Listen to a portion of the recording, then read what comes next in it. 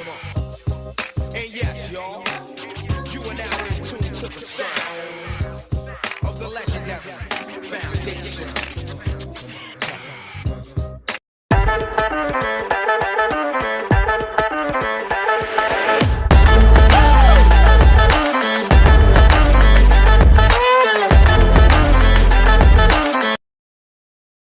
All right, good morning, everybody. Welcome to the show. Just in advance, grant me grace. My voice is awful, and I'm fully aware of it. I got a big old cup of hot honey, tea, lemon. We're going to do the best we can, all right? Put me through a voice modulator afterwards, all right? Welcome to Simply Cyber's Daily Cyber Threat Brief. I am your host, Dr. Gerald Auger, and over the next hour, we will grind through this stream as we rip through the top cybersecurity news stories of the day, and I give my expert opinion and analysis on each of those stories, on what it means to you as a practitioner, and how can we use this information to drive cyber risk reduction for our business stakeholders. Now, believe me, I am so glad this is episode 734, not episode 700, episode 1, because you guys would be bailing like Goose and Maverick in Top Gun. Doing what I can, y'all. Guys, if you are looking to break into the industry, you're going to get value from the stream because you're going to be asked in any job interview, how do you stay current? Ding, ding, ding, winner, winner, chicken dinner. On top of all that, you will get exposed to concepts, terminology, threat actors, geopolitical stuff, and the networking, this community. See, Tony Parrish, we're here to support you. Thank you, Tony. You know what, dude? Not every day's a home run. But you know what? We're talking Moneyball here. Oakland A's. I'm going to hit a single today, get on base, do my part, all right? I show up for y'all. Let's get going. Here we go. Before we do it, I want you to know I don't prep or research for any of these stories, and I want to simulate really, the true essence of practitioners working together. Now, before we get into it, let me say shout out and thanks to the stream sponsors, starting with Barricade Cyber Solutions. Barricade Cyber Solutions is dedicated to helping businesses from cyber attacks and recover from the damage done. Cyber attacks can cause massive issues for businesses and send dedicated, hardworking business owners into turmoil. But Barricade Cyber Solutions knows how to mitigate the damage done by cyber incidents. Believe that as I pop in a Ricola. Guys, whether you need them right now or you don't know when you need them, bookmark barricadecyber.com. They are digital firefighters. They know how to put the compromises out. All right. I also want to say shout out and love to Delete Me. Maybe Delete Me can delete my sore throat. Listen, guys. I'm a person who exists publicly. My information's out there online, which totally sucks. My kids, my wife, they live in the same house as me. Imagine that. Maybe someone out there's like, dude, this guy's voice is absolutely killing me. I'm gonna find him, right? Whatever. Nobody wants that. So I'm hyper aware of my safety and security. And all my data is hanging out there on the internet, much like other people's. And that can have real life consequences. But I found a solution. And the service is called Delete Me. Delete Me is a subscription-based service. Many of you are using Delete Me. And it removes your personal info from the largest people search databases on the web. And in the process can help prevent ID theft, doxing, phishing scams. When you sign up, you tell Delete Me what data you want deleted, and they go off and take care of it. You get a personalized privacy report every month telling you what they deleted. It's basically outsourcing your online privacy, which I'm totally all about because honestly, ain't nobody got time for that. Take control of your data. Keep your private life private by signing up for Delete Me now at the special discount for all y'all Simply Cyber listeners. Today, get 20% off your Delete Me plan when you go to joindeleteme.com/simplycyber and use promo code simplycyber at checkout. The only way to get 20% off is to go to joindeleteme.com/simplycyber, enter code simplycyber at checkout. That's joindeleteme.com/simplycyber. Good morning, Jenny Housley. Guys, every single episode of the Daily Cyber Threat Brief, including this one, is worth half a CPE. Even though it sounds terrible, it's still worth half a CPE. We're going to shred through these top stories. I promise you. So say what's up in chat, grab a screenshot, file it away, and once a year, count the number of screenshots and divide by 2. It's as easy as that. If today's your first episode, go with God. I'm sorry. If today's your first episode, drop a hashtag first timer in chat. I promise you, I am not, Charlie Barrett from Mighty Mighty Boss Stones gurgling whiskey to get this voice tenor. This is a sore throat, and it is what it is. We're all good, though. Okay, Wade's son, first time live. Let's go. Thank you. Welcome to the party, pal. All right, so if you are a squad member, do drop the welcome to the party, pal, John McClane emote in chat for our first timers. All right, guys, sit back, relax. Let's let the cool sounds of the hot news wash over us in an awesome wave. Here we go. CISO series, it's cybersecurity headlines. Okay. These are the cybersecurity headlines for Tuesday, October 22nd, 2024. I'm Lauren Verno. Proposed rules ban U.S. companies from selling sensitive data. The Biden administration has formally proposed new regulations that would restrict the sale and transfer of sensitive personal data, such as health, financial, and geolocation data, to 6 adversarial nations, including China, Russia, Iran, North Korea, Cuba, and Venezuela. Now, these rules, which stem from a February executive order, aim to address national security risks posed by foreign actors exploiting bulk data to carry out cyber attacks and espionage. Now, the new regulations set strict thresholds for data transactions and impose compliance requirements based on cybersecurity frameworks, with exemptions for certain telecommunications and clinical trial data. Though, with congressional and presidential elections just weeks away, there is doubt as to whether there will be any forward momentum on the bill this year. Okay. So DJ BSEC in chat said what I was thinking in my inner monologue. How about we propose rules governing data transfers to anyone, to adversarial nations? Dude, all day, my throat kills, and I'm going to get all frothed up here. All day, every day. This is saying it's okay for us to do data brokering on ourselves and our, leadership, the ruling class, but adversarial nations, oh, no. Like, literally, you know what this, if you read between the lines, this literally says the United States government recognizes the value, the unbelievable value of data, and realizes that it's an asset that their adversaries could weaponize because we're weaponizing it. Okay, I get it. Let's have rules around data transfers to adversarial nations. I'm all about that because you know what? If a country or a nation state doesn't like me because I'm an American, I really don't want them to be empowered to do more. But to me, it's like, it's really missing the mark here with what we're doing. Like, the European Union is like literally taking their monocle off and looking down and going, ugh. Because the European Union has GDPR, which is very, very full of teeth regulation around individual privacy and individual data management. So that's why they have the monocle, because they're all, Roswell, UK knows what I'm talking about. Top hat, monocle, pip, and all that. And then like looking down at this and being like, silly Americans. So we'll see where this goes. I will say this again, not to be an absolute cynic, but data brokers are some of the most wealthy people, companies out there.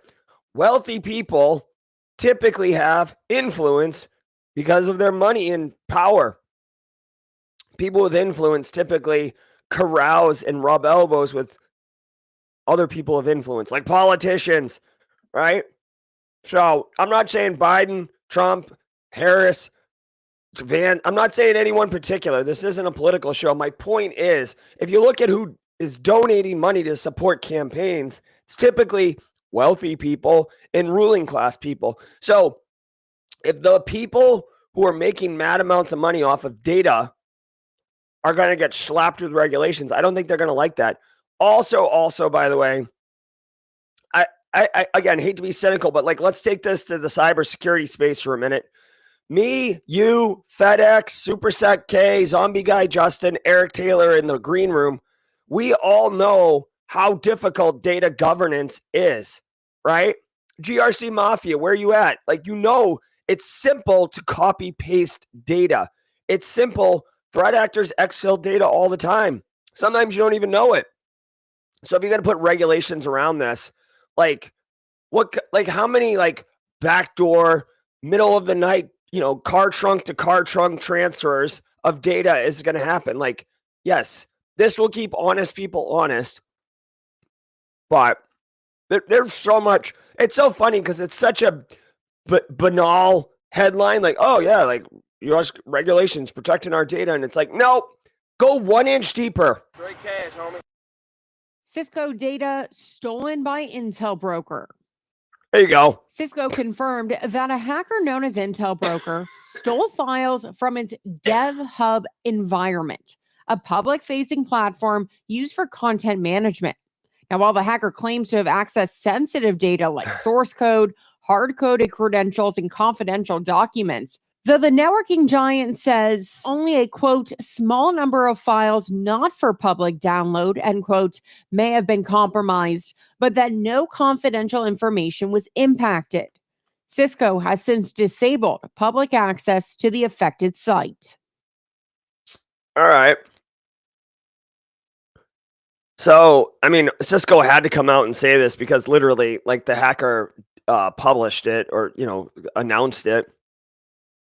What kind of data did they get? GitHub and SonarQube project source code, hard code. All right. So when you have a, excuse me.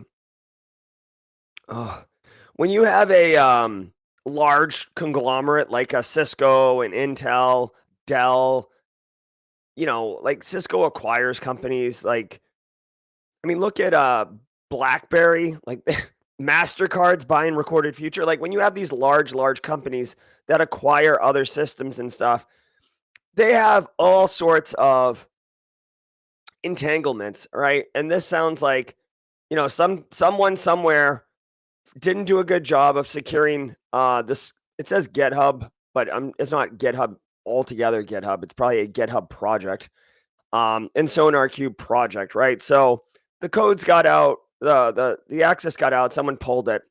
There's hard-coded creds, certs, API keys. We saw yesterday in the news how the Wayback Machine Internet Archive didn't reset their, expire their API keys and issue new ones, and how that came back to bite them in the butt. So that's what's happening here. Like Cisco, yes, Cisco was hit, but like it's not real Cisco, right? It's like, to me, like saying Cisco got hit is very like salacious to make the, get the newsies out there at 5 a.m. screaming extra, extra, and selling hot circulars in the streets. That's what it is. But I mean, this isn't good. Obviously, I've never heard of SonarQube, but if you're using it, I would assume Intel broker claimed to have obtained source code associated with major companies like all these. Yeah, there'll be some fallout from this for sure.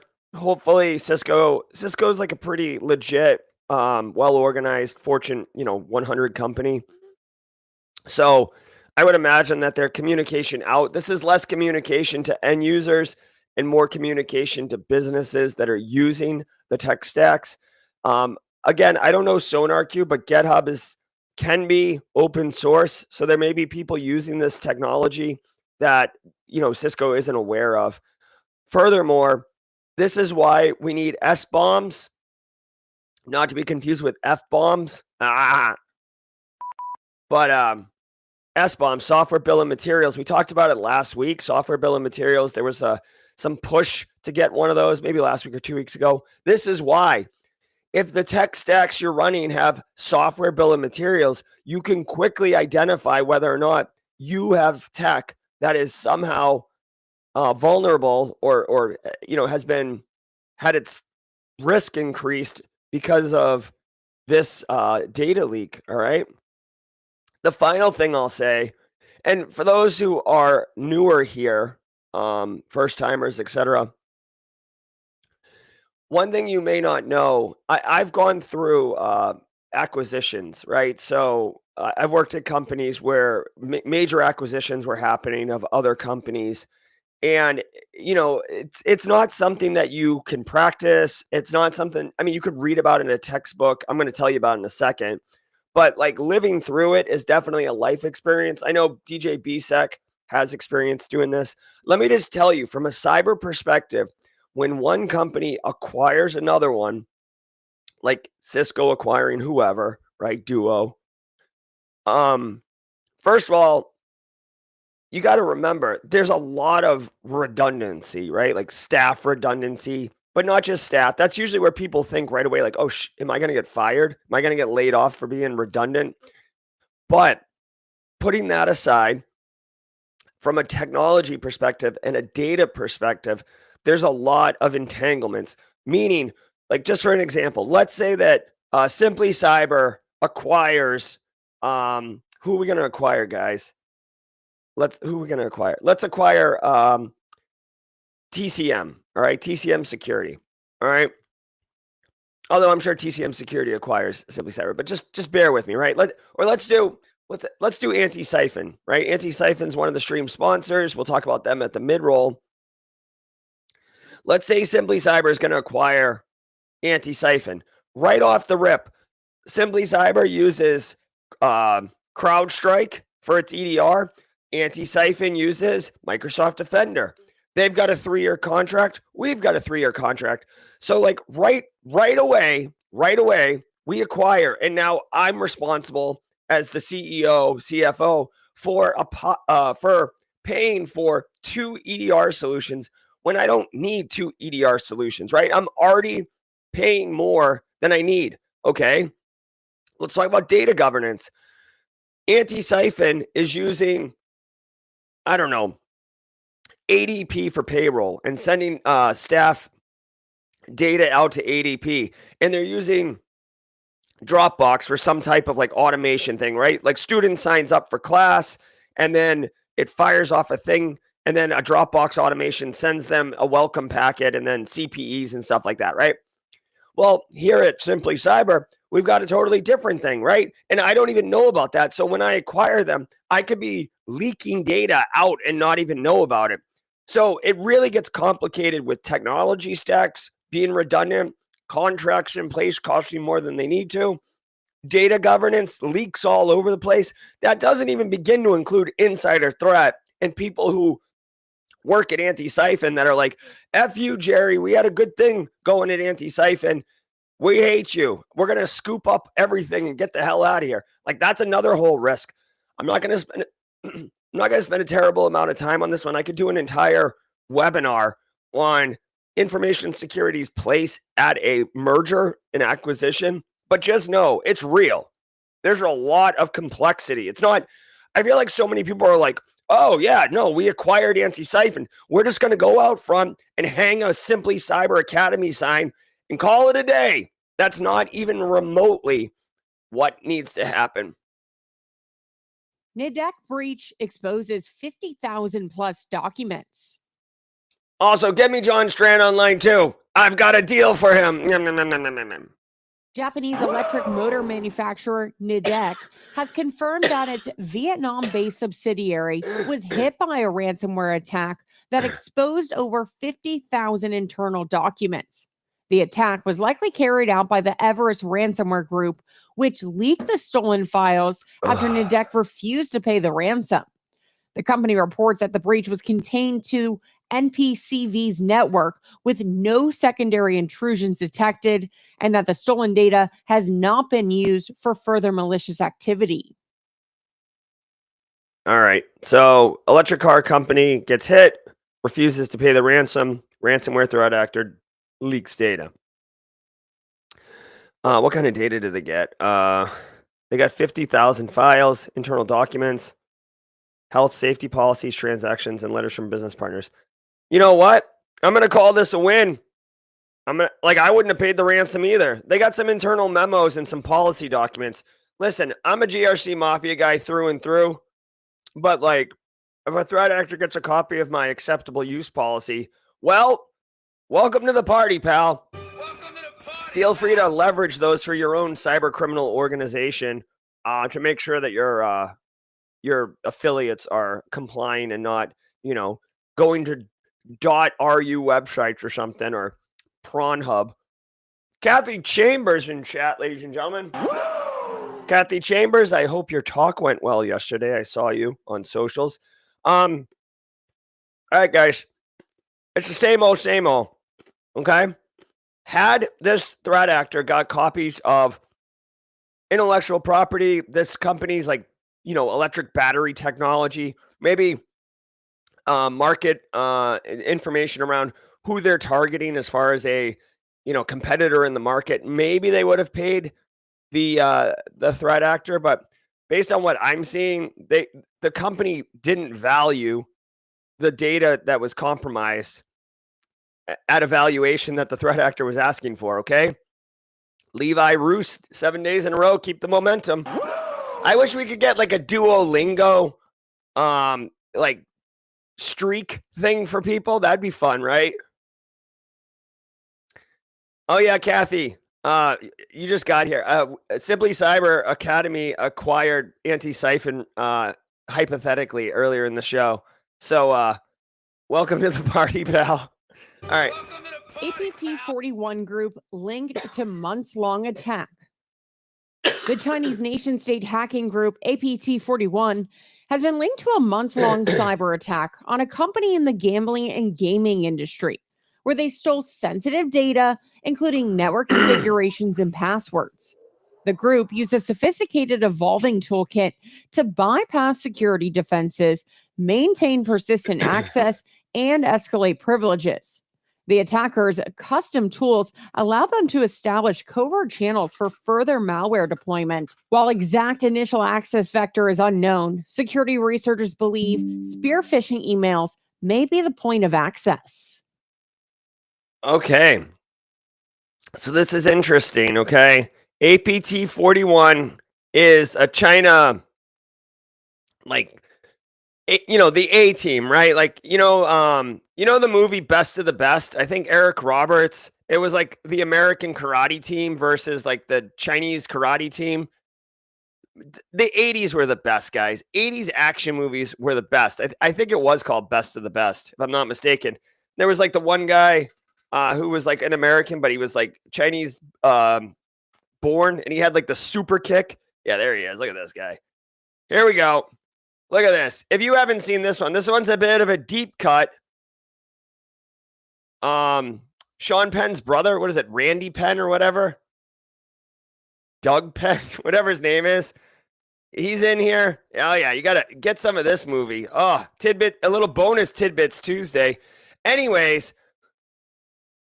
APT41 is essentially the team that the American team had to fight in that movie, right? They're awesome. They kick major butt. They train super hard.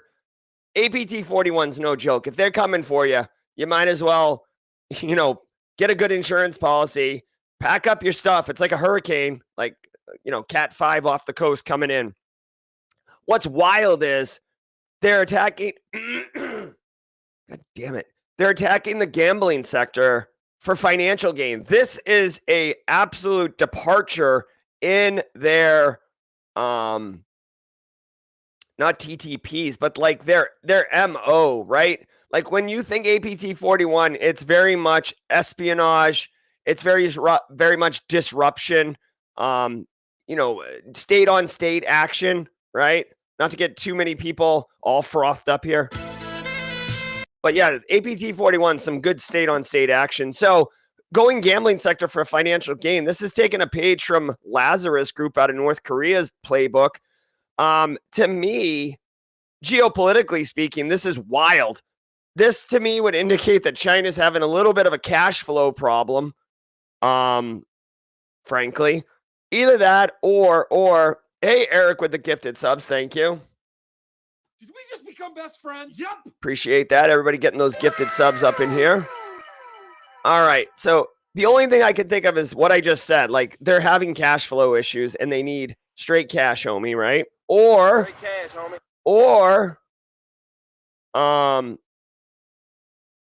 they are the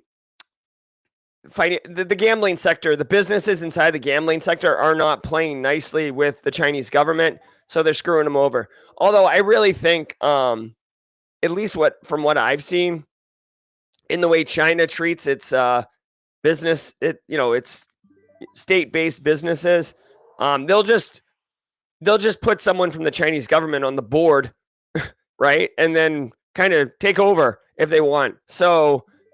I'm not entirely sure why they would be doing it this way, but you could see phantom DLL hijacking. I've heard of DLL hijacking. I haven't heard of phantom DLL hijacking. That's actually a bit of a new technique. This is weird.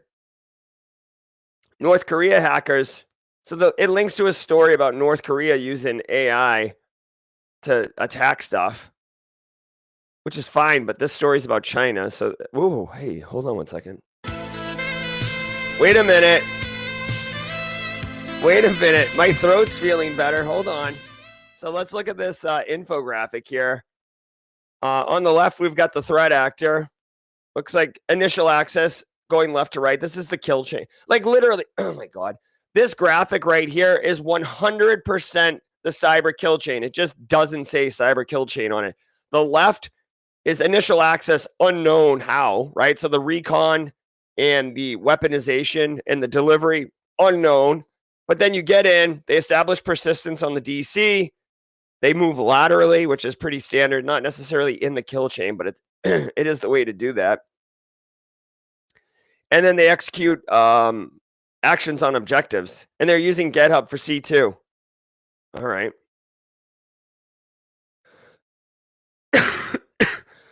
All right. Pretty clever. Here's a nice little technical detail.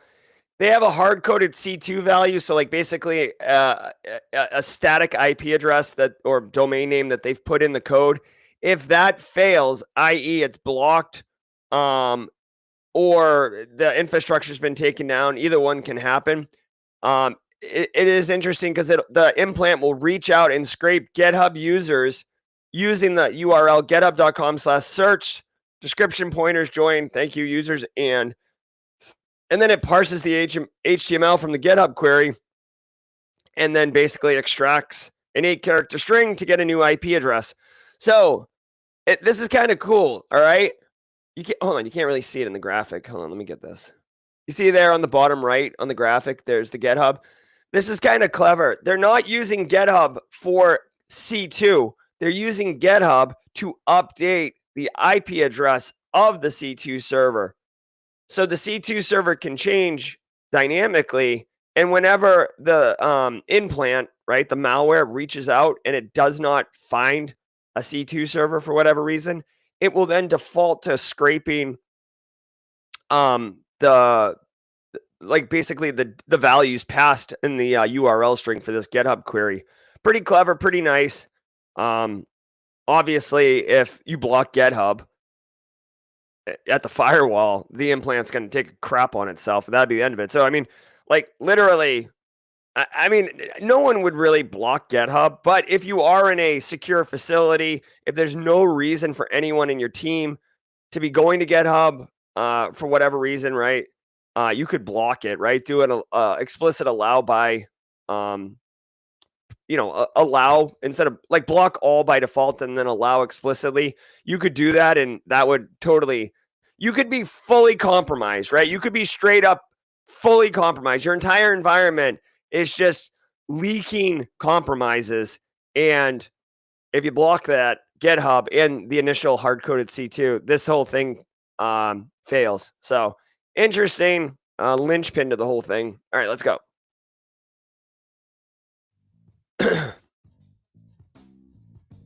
Thanks to today's episode sponsor, SpyCloud. Did you know that InfoStealer malware can be a precursor to ransomware? InfoStealers are a trending tactic used by cyber criminals to exfiltrate valuable identity data like credentials, PII, and session cookies. According to recent SpyCloud research, 75% of organizations were affected by ransomware more than once in the past year. Visit spycloud.com/headlines to find out how to keep your organization from becoming one of those statistics. That's spycloud.com/headlines.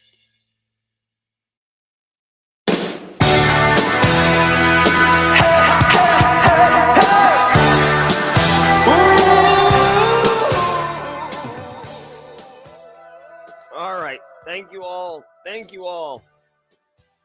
Thank you to all of you for being here today. Thank you all for bearing with me. I'm not sick often. When I am, it can be disruptive to the channel. If you're getting value from the stream, hold on.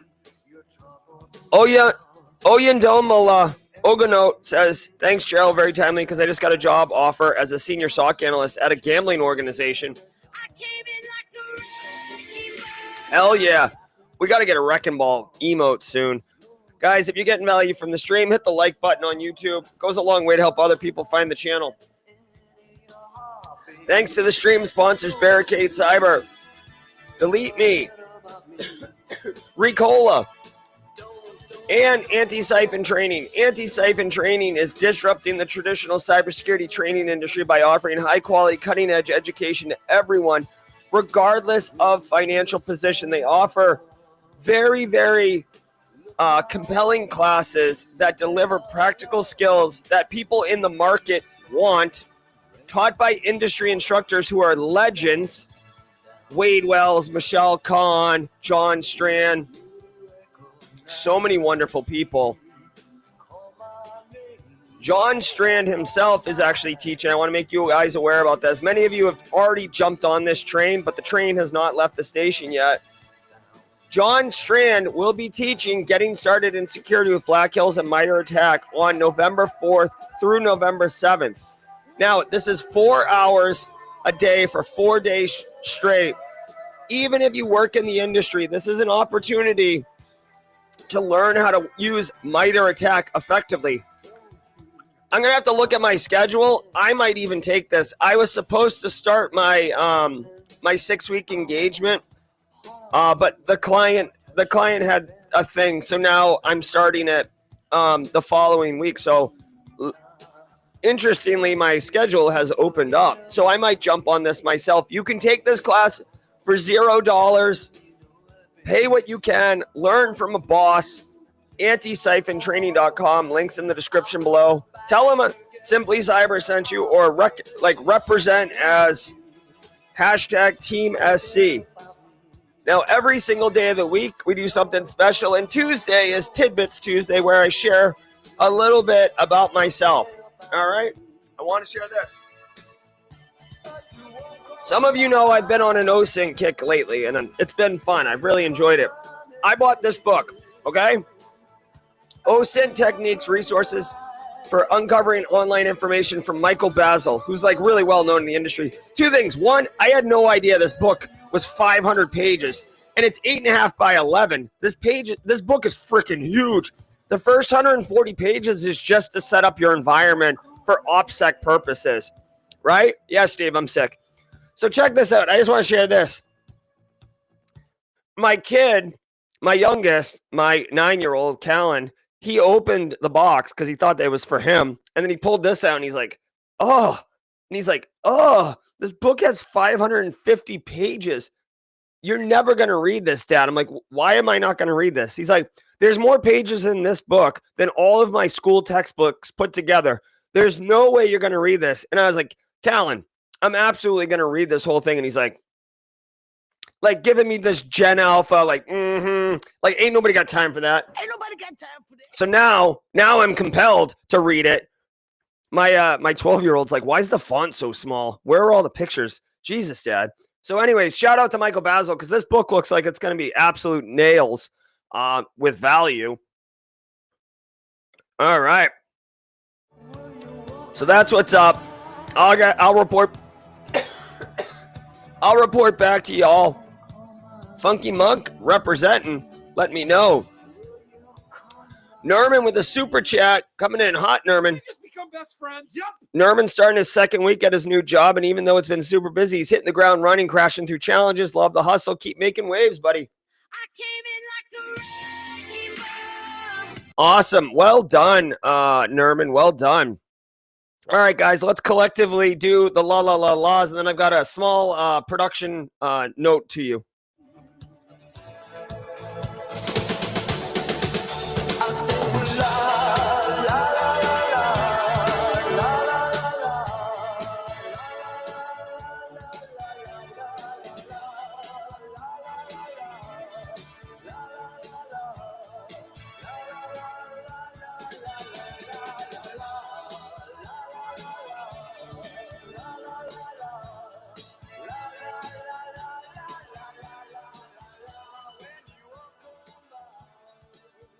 All right.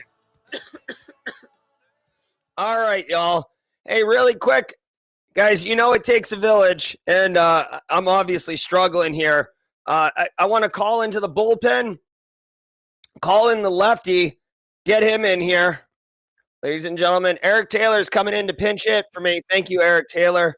I hope you all have a great day. I actually have to go speak for another hour and a half to the Citadel Cadets, so I'm already basically gargling with nails right now. So thank you, Eric Taylor. Everybody have a wonderful day. We will see you tomorrow morning, 8 a.m. Eastern time. I leave you in the capable hands, the very soft, moisturized, capable hands of one Eric Taylor. Ladies and gentlemen, be well. Thank you so very much. And I'll see you tomorrow, hopefully feeling better. Yeah. Got out of perfect timing. Good afternoon, good morning, good evening, wherever in the world you are. Thanks so much for tuning in. We will be carrying out the rest of this show in place of Dr. Gerald Auger, as he spoke about. Let me get my screen being shared real quick here, and we'll pick up the rest of the stories.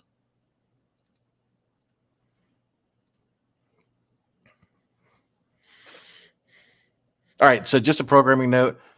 This is the first time you've seen this, we typically run this thing in a Windows sandbox. If you start hearing some of my system noises, please let me know so that way I'll start shutting that stuff down. Just be triggered. You might hear some Teams, some signals, some email, things of that nature. Hopefully not. Hopefully it's just in the sandbox.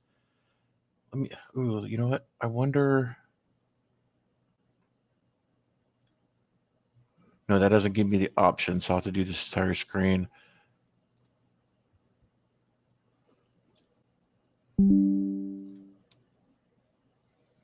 Do this, we'll do this. That looks janky. All right, you know what?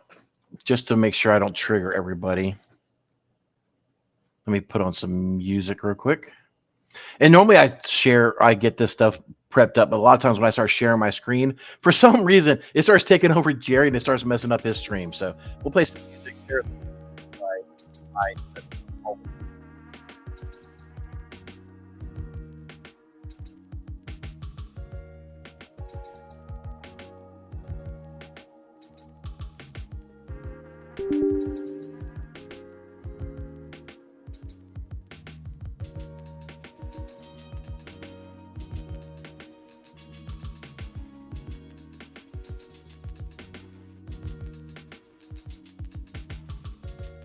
Teams is shut down. That is shut down. One of these days I need to corner DJ BSEC and be like, fix this.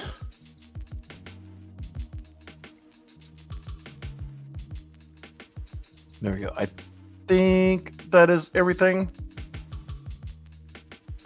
All right. Thanks for the grace. Let me bring up my chat.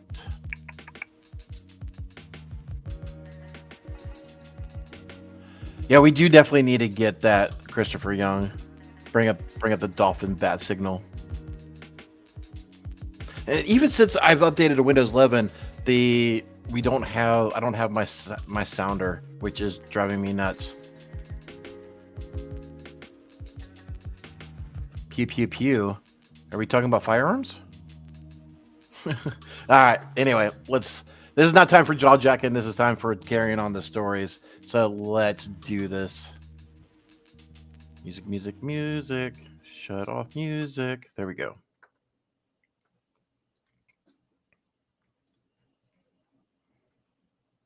I know the audio is not playing yet. Play. Don't update for fear of blue screen of death. The blue screens of death are potentially back. Microsoft has issued a warning regarding potential blue screens of death crashes on ASUS X415KA and X515KA laptop models. Don't worry, this is all in our show notes. When attempting to upgrade to Windows 11 version 24H2. The company is collaborating with ASUS to resolve the issue, but until a fix is implemented, affected devices will not receive prompts for the update, in addition to the company encouraging users not to manually push for the update. Yeah, another day that ends in Y. I mean, look, ladies and gentlemen, you got to realize a lot of times when these patches are going out, they're not fully tested for every manufacturer, every model, every this, every that. You know, the general public is the quality assurance, the QA department for a lot of these patches. You know, not just Microsoft, but FortiGate, Palo Alto, Cisco. You know, Cisco does a little bit better job just because they have a very limited model. But you know, it is what it is, right? So, you know, just something to be adherence of. I've seen a lot of people complaining about the Windows 11 24H2 in general, especially on the Reddits and some of the other forums that are out there. So definitely do your due diligence before upgrading to this version if this is in your patch cycle updates. And definitely, if you have an Asus model device, definitely do not patch it right away until things are done, even though these things are supposedly being blocked by Microsoft. But you know, we've seen in the past where control measures are put in place, but they can still be circumvented, right? So this is a trust but verify. We go through anytime you're in IT.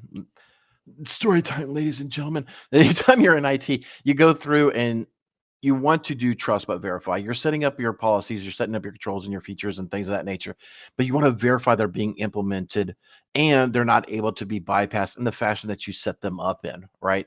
So let's just say passwordless, right? Are you able to lock out the user because they enter the PIN code too many times? Are you able to still do MFA?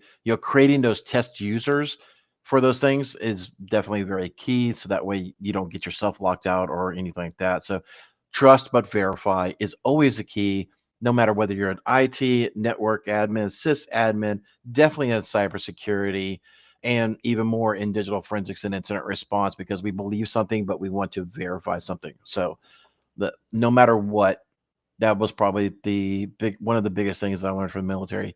Trust but verify. Always trust but verify.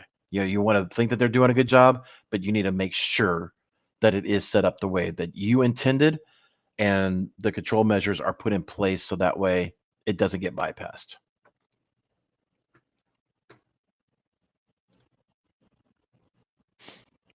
Did it queue up?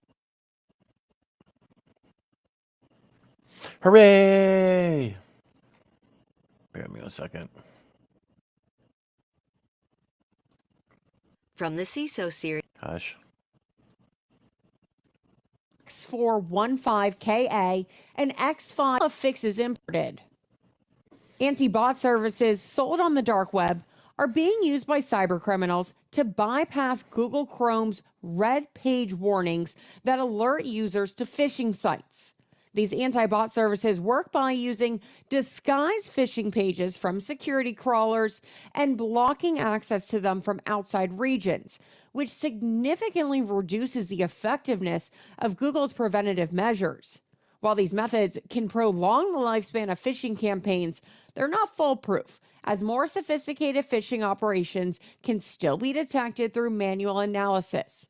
Security researchers who discovered the bot said the best defense is to invest in security platforms that can detect threats in real time across email, mobile, and messaging apps. What's up, Barricade? So yeah, so you've seen this. If you've been in information security as a whole, supporting end users as a whole for a little while now, you've seen these emails that'll come through, and you'll watch it, right? So it'll go to one landing page and it redirects to another landing page and then another landing page, like 5, 6, 7 landing pages before it gets to its final destination of the phishing page. So that way you can, steal the Microsoft or Google Workspace credentials and be able to gain access, right? And this is just one of the tactics that they're talking about. So, they'll mimic or change the rolling pages so that way they can be able to go through and do what they got to do. And Joseph is making fun of me in mod chat. Thank you so much, Joseph. I'll isolate you in a few minutes. So yeah, just those who don't know. So if you're new to it, the Google Red page, let's bring this up. It literally is just a massive red page that says, hey, this site is a phishing site. Let's see, I know most people probably have already seen this 1,000 times, but for the news and the new people in the class or in the podcast, so this is just an example.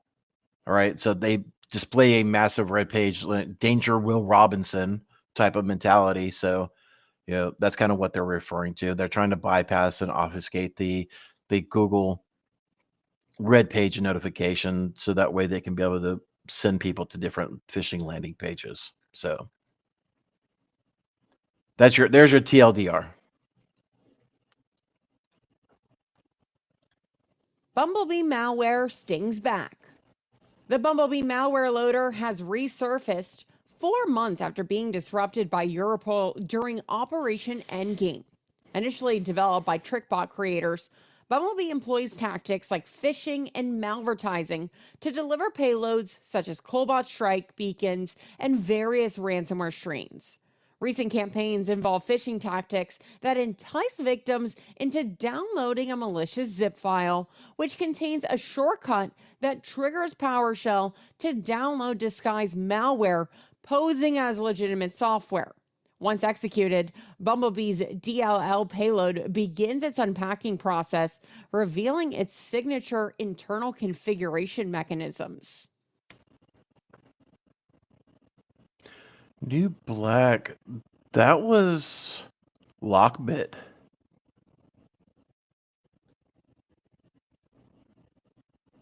Or was it just the black edition that was Lockbit? Oh, it was black edition, yeah. Sorry, I went on a mental tangent there for a second there. So yeah, threat actors are going to threat act, right? So if the source code is still around and you didn't arrest or take down the key developers of anything, or the executive people of the said payload that's being delivered, it's just going to come back once the dust settles a little bit. It's kind of like the old mobster movies. They stay in their hideout long enough until the heat calms down and they go back out. It's just another day to ends and why. Just do your due diligence, ladies and gentlemen.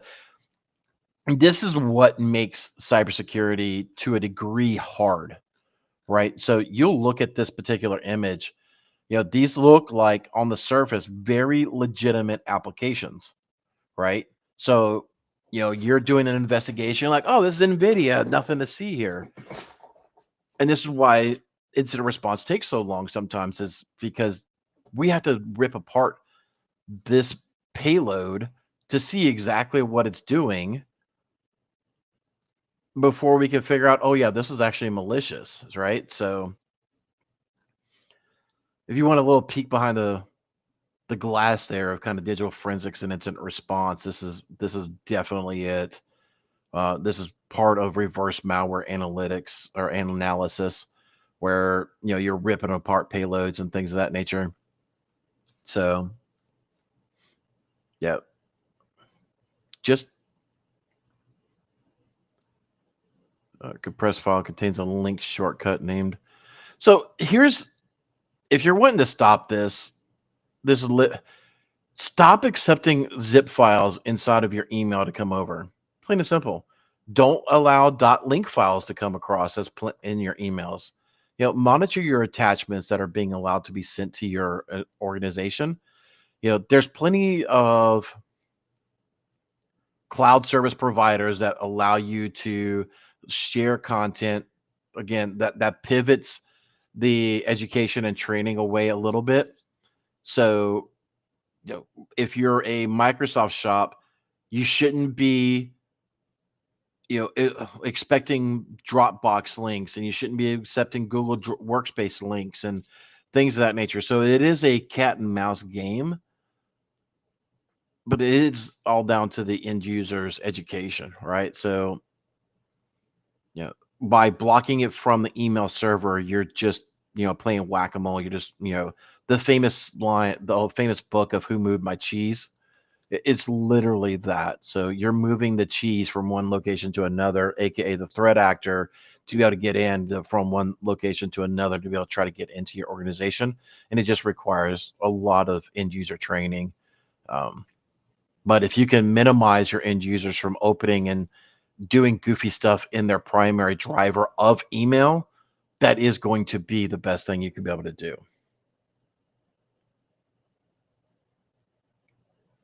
No, you're absolutely right, Kashmir. In 2024, in Machat, he says, in 2024, your security solution should be able to identify Cobalt Strike by behavior.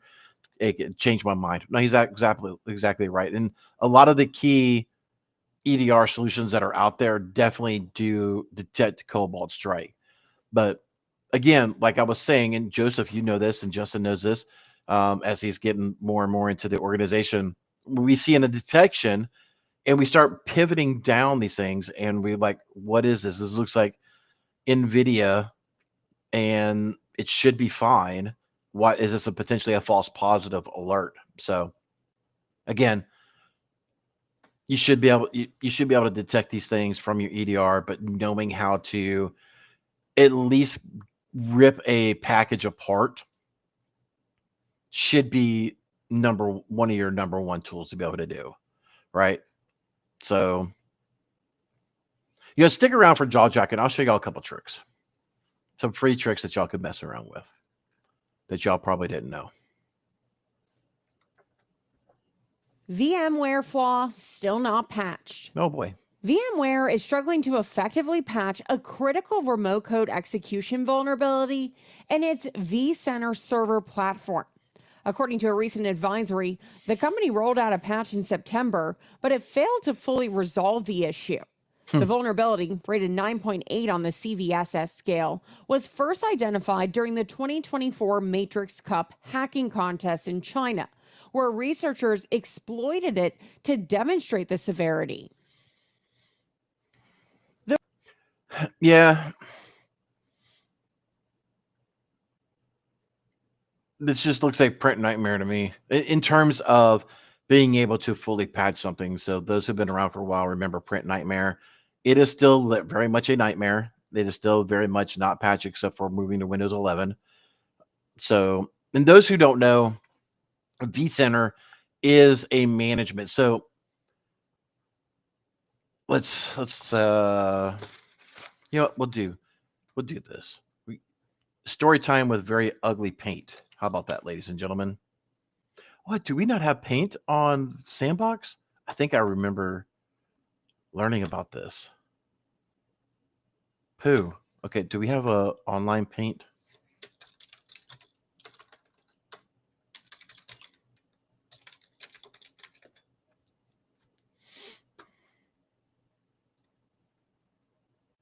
All right. Hey, this actually works. Kind of cool.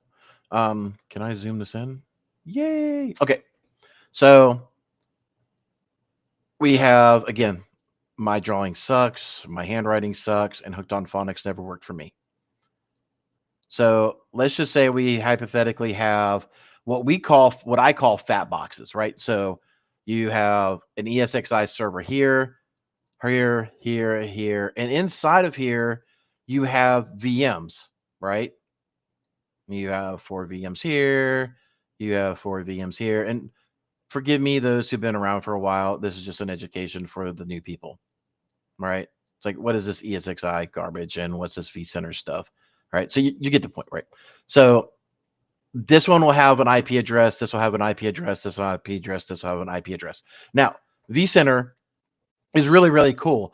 So let's just say it gives you a central management server, which is also a VM on a fat box. Again, your physical computer is the fat box with a bunch of VMs inside of it, right? So this VM you'll log into its IP address,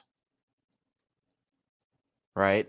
And it'll allow you to control this one, this one, this one, this one. So it's a central management platform for all of your ESXi servers.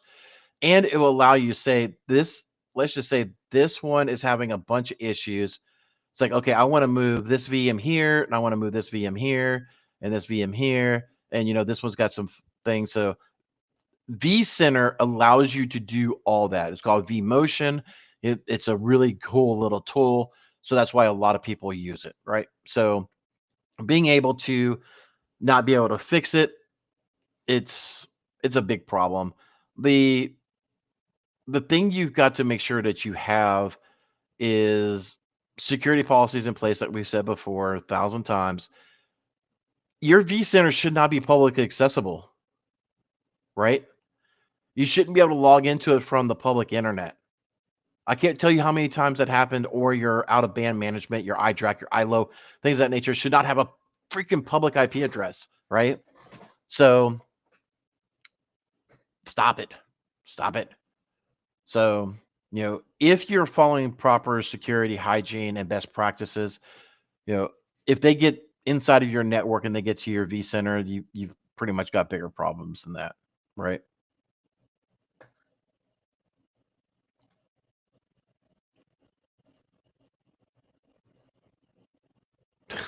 Just catching up on my chat. Is that the last story? I think so. Yep, that is the last story. Yay! All right, let's kill this off. Thank you so much, everybody, for joining. We did wrap up just a few minutes early. If you are just here for the news of the day, thank you so much for tuning in. It's been my honor and privilege to talk to you, at least on a technical aspect of things, from the daily cyber threat briefing.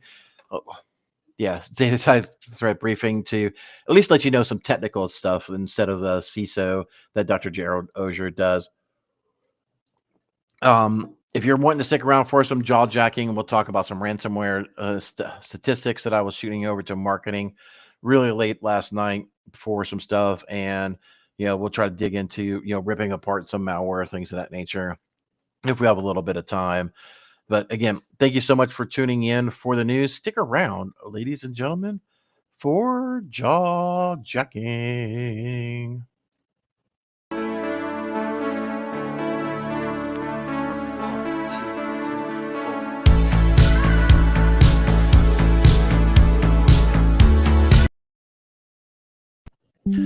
I think I played the wrong one. Whatever. Looks like my signal is still going. Okay. Y'all have to deal with that one. That one is, I can't shut that one down. That one's a little too important. All right. Ladies and gentlemen, thank you so much for joining us in jaw jacking. If you have any questions, please put in the chat Q ? Or Q : and we will we'll bring them up. While we're waiting on that, I will bring up, I shut down Teams. Dak nabbit. All right. Y'all are going to hear some things. And I can't help it.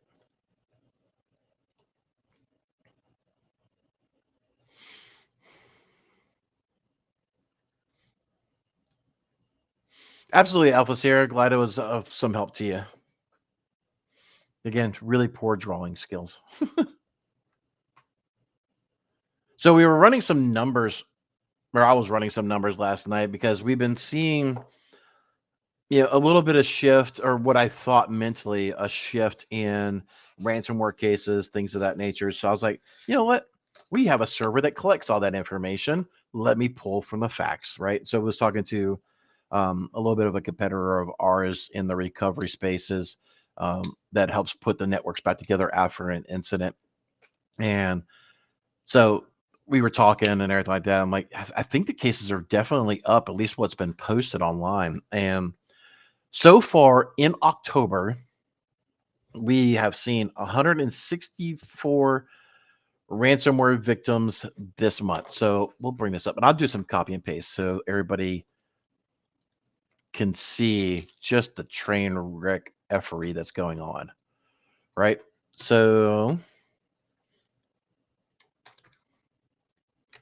again, we have 164 ransomware cases in the US. That's not globally, right? Just the US. And let me increase this for the olds, including myself. Yeah, that's good. We'll minimize that. Will everybody get a little whitewashed? Of those 164, this is how it all broke down, right? So hopefully everybody can see that. And this is just October, right? So this month we're seeing, Ransom Hub being in the lead. Pretty much, or no, I'm sorry, Play Ransomware is in the lead, followed by Ransom Hub, and then it was Hunters, right? Yeah, Hunters and El Dorado. Again, Hooked on Phonics never worked for me. I may be pronouncing that one wrong, but that's kind of the biggest players that we've seen. When we look at the sectors that have been impacted this month, this is kind of the way it breaks down. Manufacturing is still, from what we're seeing, the highest targeted market from at least the ones that are being put. So let me take a quick note. These are numbers that I only know about from being disclosed on the dark web. So let's put that as a caveat. There is a belief in the industry, and it depends on who you talk to. There's like a 2-to-1 or 3-to-1 or 4-to-1 ratio. So for everyone that's disclosed, there's either 2, 3, 4, or even more that paid, negotiated, did whatever they're going to do to not be disclosed, get their files back. I've been of the belief it's about a 3-to-1 ratio. So for every one that is posted, there's probably 3 that have not. So take that with a grain of salt. It's just my own gut feeling on that particular aspect. So we can only go by, again, the numbers that we see that's being displaced on the threat actors webpage, right? So 24 mentioned manufacturing. We see 13 into technology. This is the MSP IT space. It also includes some companies that sell technology. I'm not saying they did, but say something like Newegg or CNET or something like that. They sell technology products and services. So, that's kind of where that technology comes in, not just throwing MSPs under the bus and running them over 1,000 times. Business services, this is your CPAs, your legal, your, bookkeeping services, stuff like that. They are selling services to either other businesses or to consumers that are starting out their business and things of that nature, right? So that's kind of the way that looks like right now. So when we take a look at it over the years, and Kimberly can fix it, has already been tasked with creating up some lovely infographics that make Jerry's mouth very moist to hurry up and recover from his sickness. Last year during this time, again, we're seeing 164 ransomware cases. Last year during the entire month of October, we're not at the end of it right now at the time of this recording. We've only seen 53 by the servers that we monitored during that time. Could there have been a little bit more? Yes. This is just from our dedicated server that we monitor from. There was 53 in October. There was 9 in 22. A lot of the third parties that I'm looking at are simply are also correlating this plus or minus 5. So, take plus or minus 5 from my numbers, and that's about what we're seeing from everybody else as well. So, Hemoglobin asked, are these numbers only for the US, or these are only the US numbers? Hemoglobin, these are only in the US. It doesn't, as we're a US based company, and most of, I'm not going to say all because this podcast is a very global entity. It might behoove me next time I want to do a state of the ransomware piece like this, if you will. I may want to do some for other countries as well, because I do know Worldwide Wednesday has shown that this is a very global, but most of our business is in the US. So we are focusing just on US, and most ransomware attacks happen against the US infrastructure because of the GDP and the income that's in America. So it's an easy, America is unfortunately a very easy target because of this, right? So not trying to say we're the best or anything like that. I'm just saying, there's a lot of money floating around in America. So hopefully that is of help to you to kind of understand what we see on our side. Again, Kimberly Can Fix is going to put some very pretty stuff together. Let's talk about malware. Let me check mod chat real quick.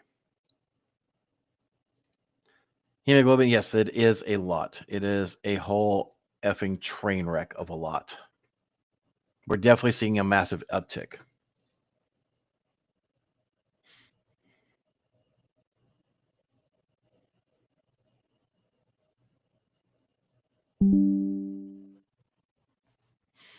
Sorry if you're hearing those dings from, I literally have a chat that I can't shut down right now.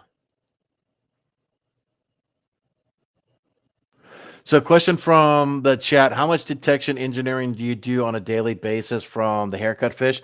It depends on how much our clients like to be a little noisy. I mean, we're doing some, right? So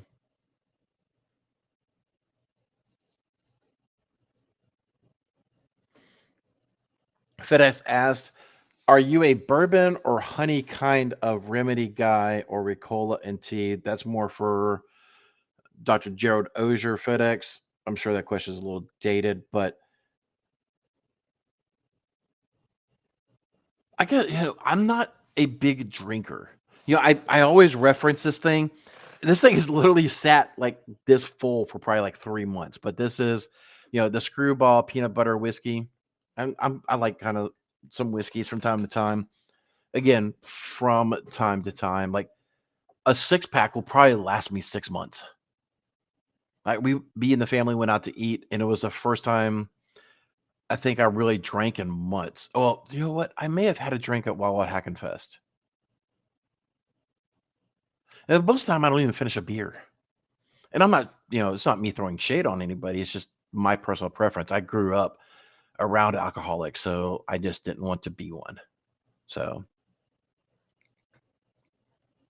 to answer your FedEx question, I think both Dr. Gerald Auger and myself would more be a Ricola, not Ricola, Ricola, and tea and honey and just the remedies and things of that nature versus getting blistering drunk.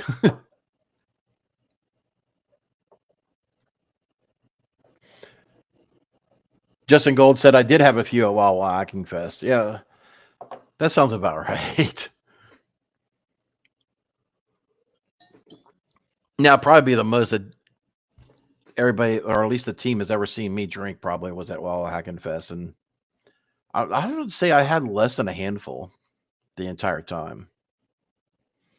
Maybe 2 or 3. I don't know.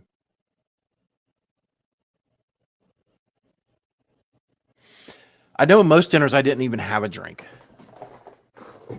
There was a couple of places that had some really nice old fashions, so I did try that. I know. So most of the time it's literally Sprite and water for me. All right. So with that said, mods, help me out. Is there a premiere coming on today that I need to hurry up and shut my mouth and us pivot to? While I'm waiting on that answer, I'm going to go ahead and download 7-zip, and I'm going to show you kind of, this really is a very rudimentary way to rip apart a downloaded file.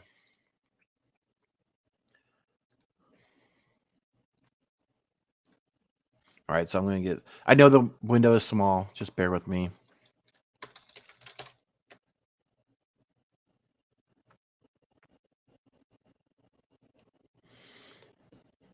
Marine Albright, yep, I'm getting ready to do that now. So you know what, let's, because it was in the story and we're not picking on them,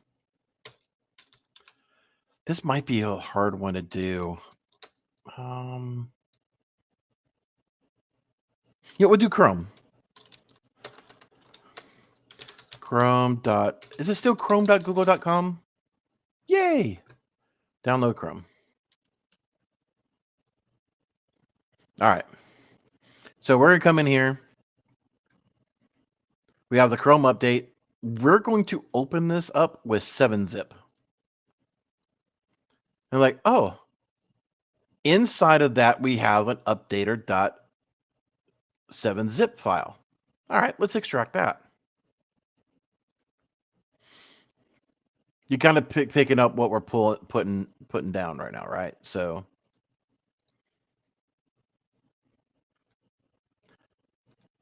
open archive. All right, so we have a bin file. We have an update command and an updater.exe. All right, so let's play this game. Let's extract both of those.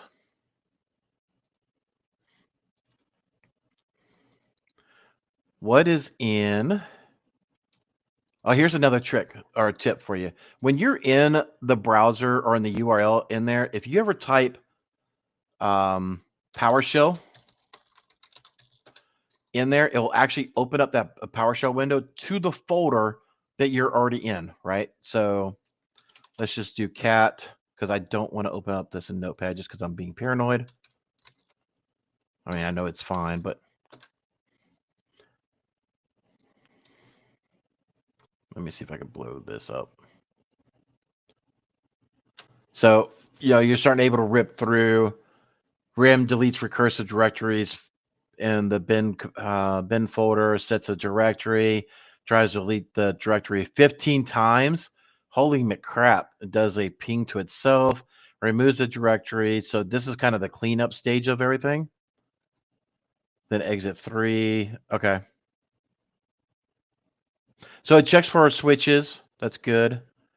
Checks for invalid arguments. Does look for the fine string. All right. What's in the updater?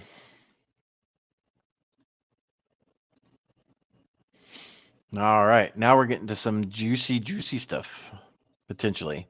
And a lot of this stuff does get, I want to make sure everybody is aware. This really does starting to get into a lot of the machine language coding and stuff like that.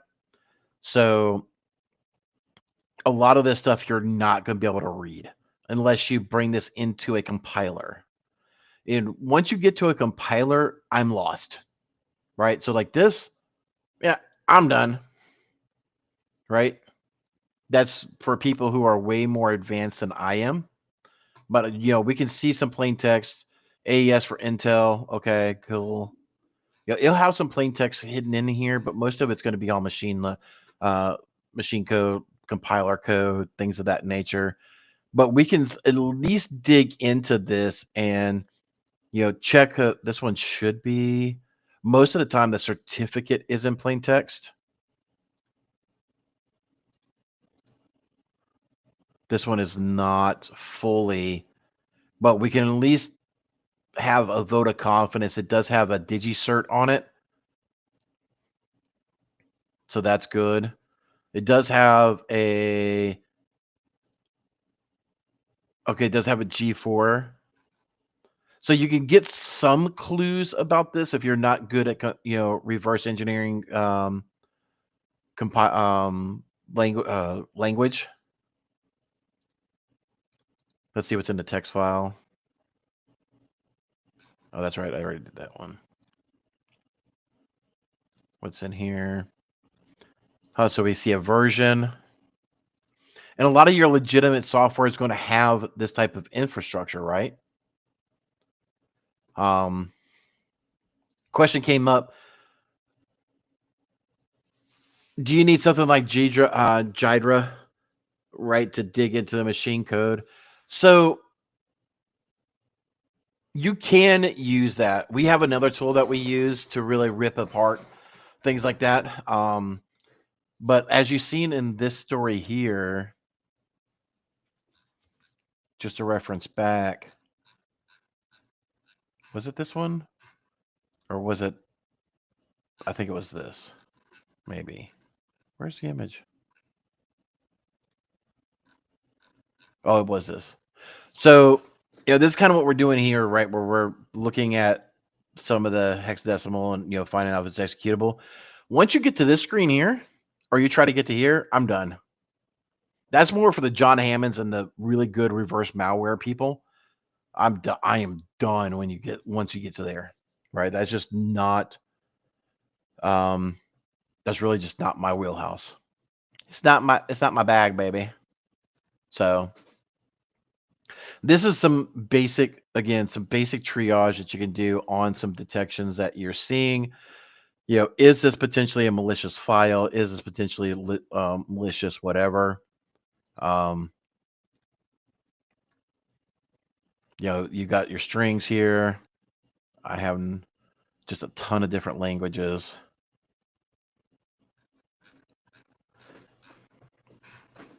But literally use 7-zip. Start ripping the downloads apart if you have any questions about it, right? Again, most of the time when you see this much complexity, you see the version number. Most of your malware is not going to have this beep. It's not going to have all this, right? So seeing a well-formed, structured package put together definitely gives you that vote of confidence, right? And let's also do one other one. So Ben, let's go back one. Let's get the file hash. Come on. Oh, I hit tab by mistake. And this was, yeah, Chrome setup.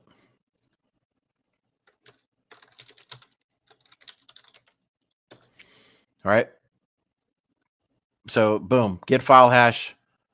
So this Windows will default this as 250 SHA-256. Now they're like, all right, well, I need the MD5. All right, then just do hash algorithm and then type MD5. I'm not sure why it keeps popping up like that. My apologies. So it'll give you the, you can type in that algorithm that you want. SHA1. I really don't know why it keeps popping up.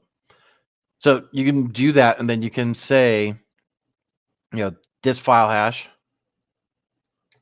Let's throw this in Google. This is literally one of the things that we do when we think we have a potential false positive. It's like, oh, well, there's nothing in there. Oh, what's going on? Why are we not seeing there? So maybe we'll check out virus total. Maybe we'll check out hybrid analysis. We'll throw these two hashes in there. You could use Joe's sandbox, things of that nature. That is weird. That's not showing up that. String search.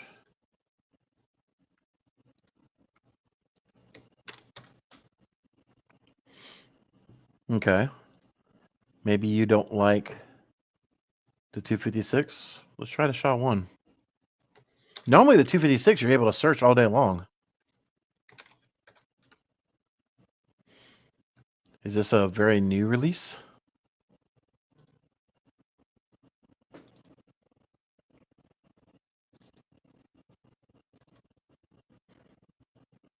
File version. Excuse me why ADHD for a moment.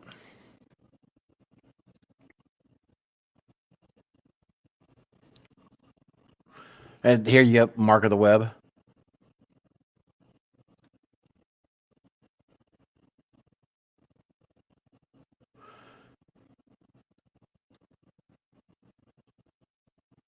Let's see, when was this release date?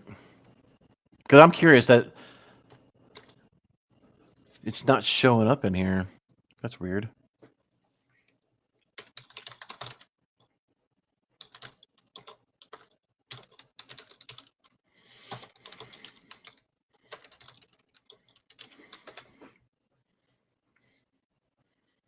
Yeah, it was released on October. It's weird it's not showing up in Virus Total or Hybrid Analysis as even legitimate software. And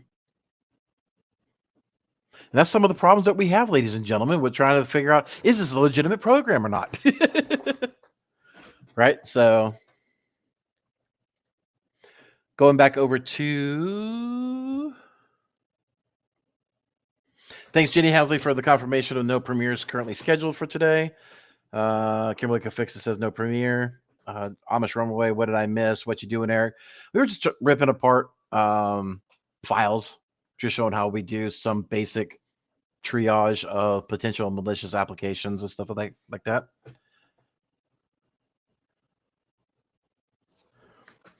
Amish Runaway, is something happening today? Mods have confirmed there is nothing happening at 9:30 today. If you say so, Amish Runaway. But it's definitely some educational tools. So yeah, we use a couple of tools to, as part of, ripping it apart with 7-zip, like I do a lot of times. We use a couple of different tools like Jydra, or we don't use Jydra, we use another one to really help us figure out, what it's doing, what APIs is it calling into, things of that nature. But again, it's not reverse analytic, or it's not malware analysis, reverse code, whatever you want, the analogy you want to use. Again, once you get down to that programming language, I'm lost. I'm done.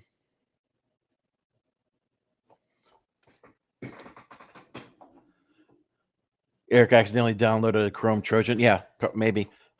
Jydra. Or Gydra, how you pronounce it?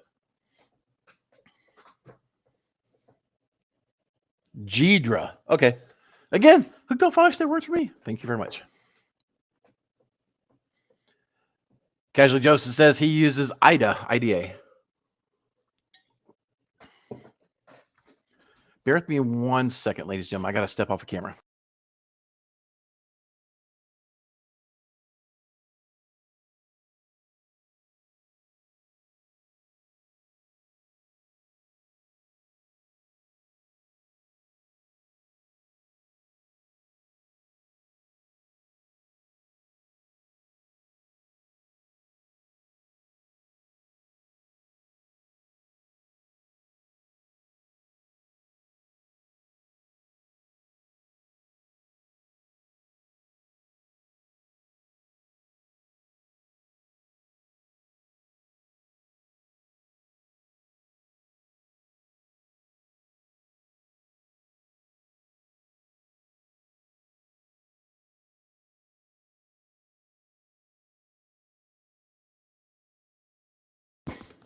All right, ladies and gentlemen, thanks so much.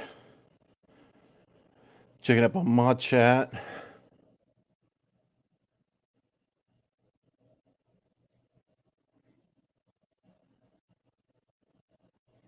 Gee, Dora. All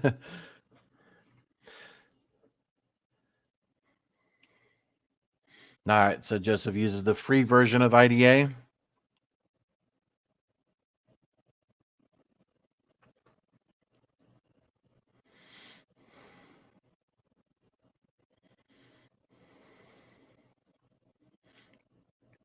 So question, so some things you can do is unzip the files, see if you can enter out the functions like PowerShell, check caches, see if the values are, just want to make sure. Yeah, exactly. So Miss Albright, we're ripping apart the EXE. We're trying to figure out what's inside of it, what's there, what's being executed, things of that nature. And we'll run, the file hashes and put them in to see if we can get some insights on things like that to help see if it's a false positive or not. We have malware workstations or VMs that we'll throw the file into. We'll use, if we're really confused and we think it's like a C2 or something like that, one of the boxes that I have as a VM has sysmon on it, so we can go back and look at the what it's beaconing out, if they're doing any DNS queries, things of that nature. If I'm really confused or I just really want a really quick answer, I'll throw it into app.any.run. So how much runway was a file from? It was literally the Google Chrome installer file. I don't know what a C2 is. C2 is a command and control. So paint time, ugly paint time, everybody.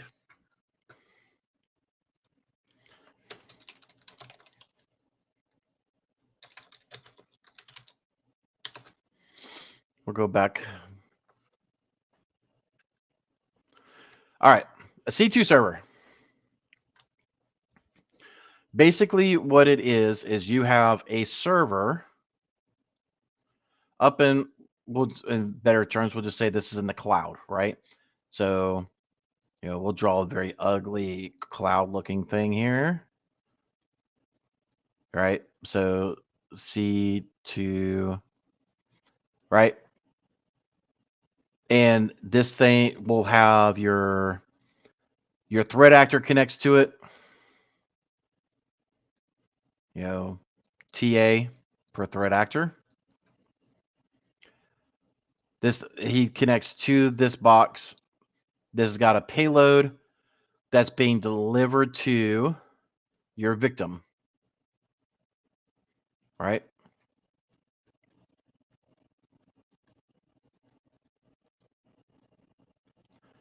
Sorry, this is really bad. Shut up, Justin.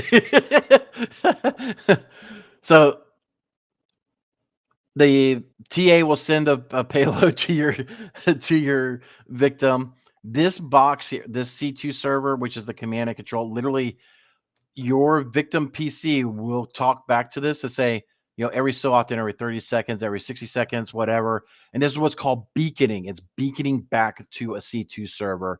It's doing that check-in, right? Say, hey, anything new? Nope. Anything new? Nope. Anything new? Nope. Anything new? Yes. Format your disk. Or download this file and execute it, or whatever the case is, right? And that's really what a C2 does. So hopefully that helps.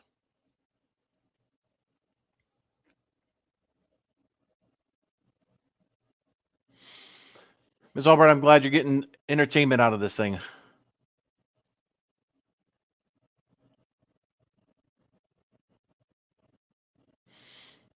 Yeah, it definitely takes a little bit of time to fully understand an Amish runaway. I know you're very, I don't say this negatively by any means, but I know you're very green, very new in your cybersecurity journey.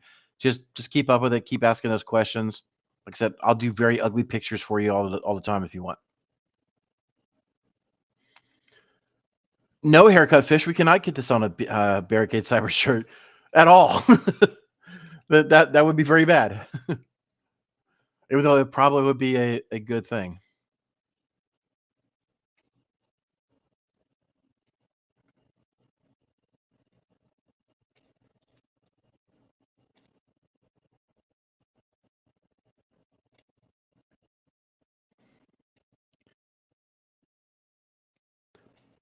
So C2 is a bad thing, but so a C2 really is, there's legitimate and illegitimate. I mean, there is,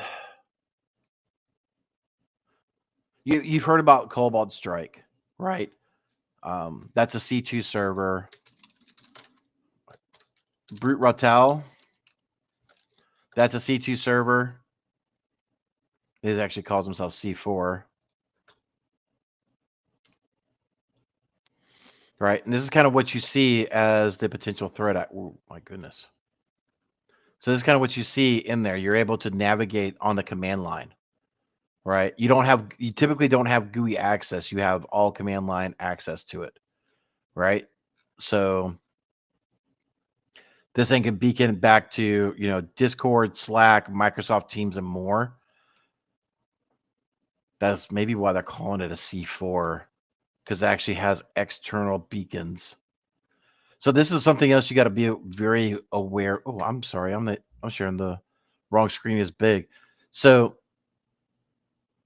it will beacon back over Slack, Discord, Microsoft Teams, and more. It is probably why they're calling it a C4 server instead of just a C2, because it's not beaconing back to that primary server. It's actually able to beacon out on multiple platforms. And this is actually very, very dangerous, because your C2 server could now mimic legitimate traffic. Like if you're a Microsoft shop and you're using the trash out of Teams, it's going to blend in like normal Teams traffic, right at the firewall level. You have to get down to the actual workstation and the device to actually get that, right? So do good guys use it too? Yes, pen testers, Honest Runaway use it all the time. Now it's just like AnyDesk, right? AnyDesk is a remote access tool, or a RAT, that allows you to have remote access. It's a very legitimate application. So is TeamViewer, Screen Connect, Splashtop, whatever, Ransomware Deployment Protocol, RDP, all very legitimate applications, but also able to be used in a malicious manner, right? So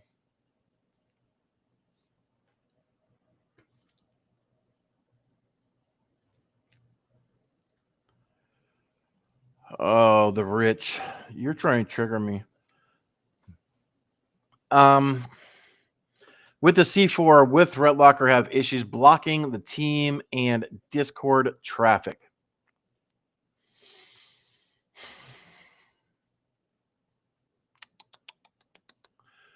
ThreatLocker,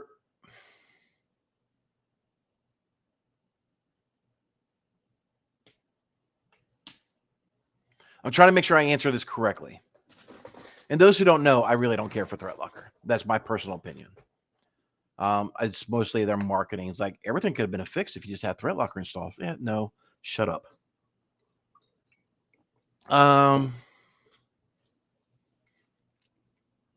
ThreatLocker works off of a lot of behavior analytics as well.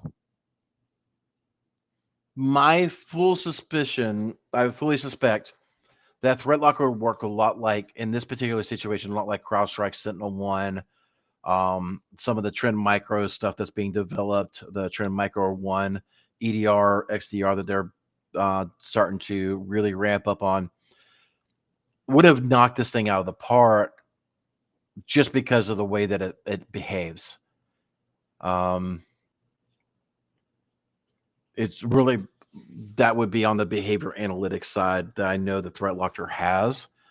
So I don't think it would have ever got to that point. As soon as it started to execute, the signatures that were in the Brute Rotel and Cobalt Strike and things of that nature, it would have stopped before it even started to beacon back to Discord, to Slack, things of that nature. So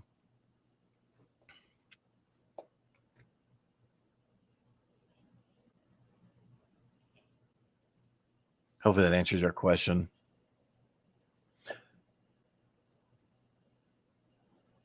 Absolutely. You're welcome. We shouldn't be using AnyDesk or TeamViewer. That's really a business decision or a personal decision, right? I mean, I personally don't like AnyDesk because that's what threat actors love to use. That's one of their massive go-to. And because we have so many other tools available for public and private sector and our commercial and business sectors, that we can safely say, unless you have a specific use case for it, we're blocking it. And unfortunately, we have some customers that just refuse to move away from AnyDesk, so we have to allow it in those infrastructures. But Yeah, it really is a business decision.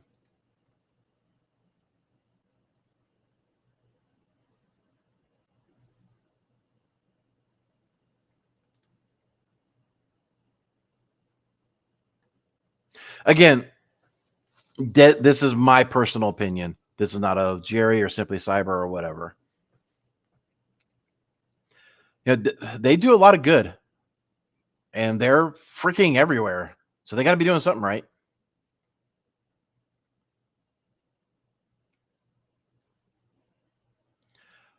What do I recommend in terms of an EDR or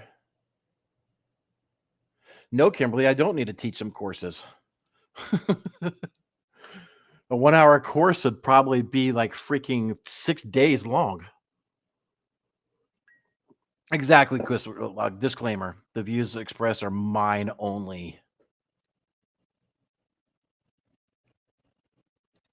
So Amish, again, when it comes to terms of EDR, when it comes to terms of endpoint protection, firewall protection, you just got to do your due diligence, right? So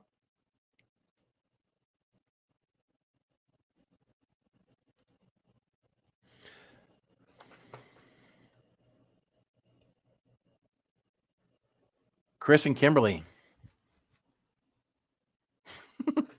I just need to be able to control Dad's computer. You know what? If it's just that simple, I would probably just get like a professional version if you can afford it of TeamViewer. That way it's locked to an account that you can have MFA on, and you can set a secure remote password for.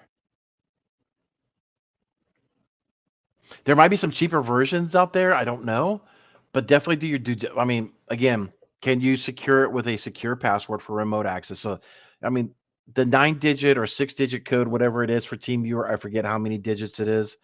But can you put MFA, 2FA on there? Can you put a secure password on there, and can it be tied to a secure account? Those would be the 3 things I would look for. And I know TeamViewer does it. I don't know if any other applications out there really do it for the consumer base, but do your homework. Find out.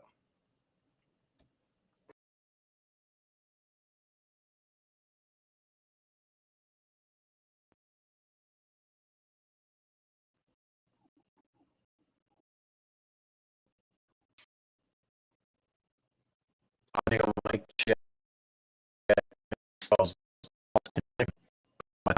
In chat, do you still see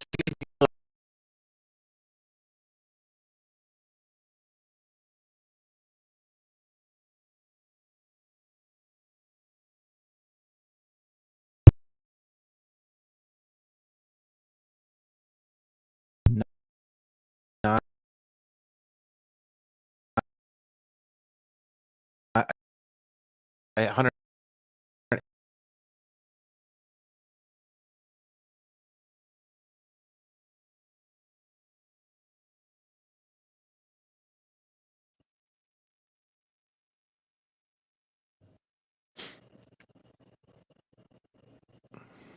in my back?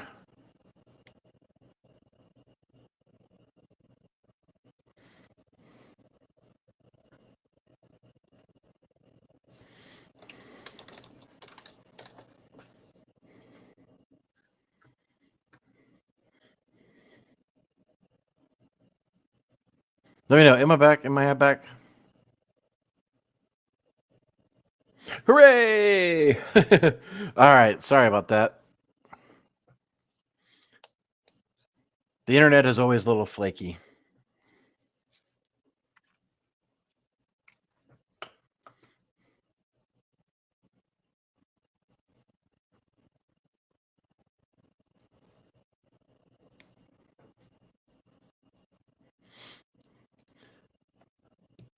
Because Joseph is committing crimes against my sanity. He's trying to take me out before I can isolate him.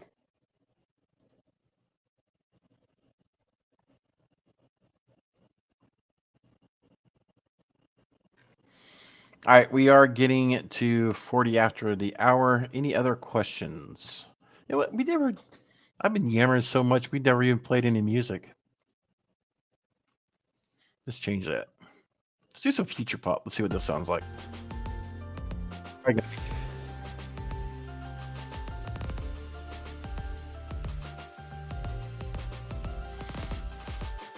You want to build a snowman?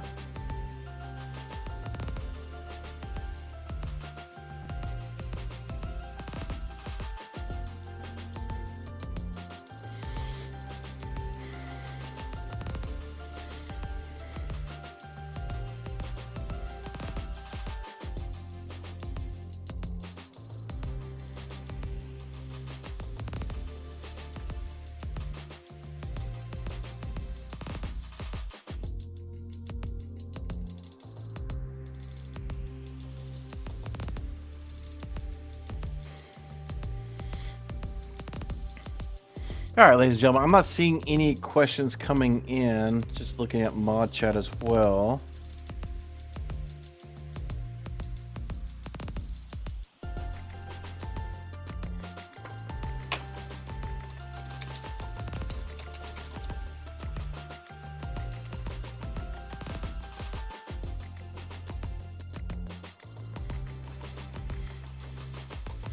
Let it go, let it go. Any tips for the Network Plus exam? I test this Thursday. Just good luck, the pain. It's been a long time since I took those tests. I'm in the higher 40s in age. I took those tests literally 20 years ago, 25 years ago. Almost 30 years ago. Those tests are completely different. Like when back in my day, A+ was a single day test. It wasn't a 2-day test. Just like it was easier to hack back then. You know, everybody's like, "Oh, you were a hacker." Yeah, I was, but it was much easier to hack back then. There wasn't that much stuff. So being able to shut stuff down was a little easier back then than, you know, VLANs and, you know, .NET and web app having WAFs everywhere and stuff. I mean, so I'm not sure. I'd just say, you know, the one thing that always helped me growing up is flashcards. You know, just go through your flashcards, you know, your definitions and stuff like that, and make sure you're able to, you know, your terminology. At least that's what always stuck out to me back in the day. Was terminology was always the one that they would try to trick you on, especially with the trick questions. I would suspect that would be the same thing these days, but I don't know.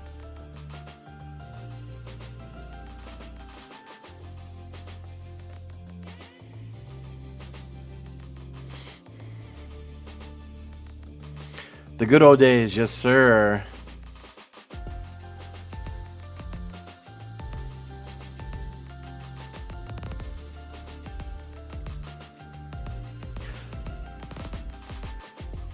Gary, you need to stop. You need to stop that, bud.